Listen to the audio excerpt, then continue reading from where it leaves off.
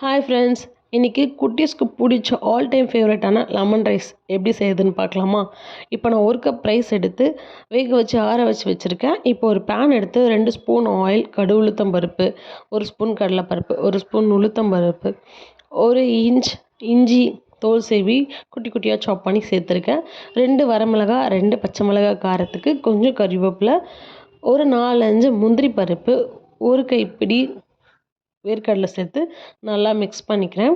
இப்போது 1 பிஞ்ச் மஞ்சத்தூளும் பெருங்காயத்தூள், தேவையான அளவு உப்பு சேர்த்து மிக்ஸ் பண்ணிக்க போகிறேன். மிக்ஸ் பண்ணிவிட்டு நல்லா எல்லாமே நல்லா பொரிஞ்சு நல்லா வதங்கி இருக்கட்டும். இப்போது நல்லா ஸ்டவ் ஆஃப் பண்ணிவிட்டு ஒரு லெமனை பிழிஞ்சு விட்டுக்கிறேன். இப்போ வேக வச்ச சாப்பாடை இது கூட மிக்ஸ் பண்ண போகிறோம்.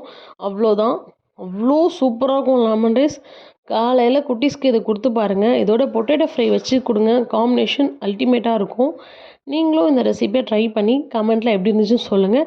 இந்த மாதிரி ஈஸியான லஞ்ச் பாக்ஸ் ரெசிபிக்கு என்னோடய சேனலை மறக்காமல் சப்ஸ்கிரைப் பண்ணி ஃபாலோ பண்ணுங்கள். தேங்க்யூ.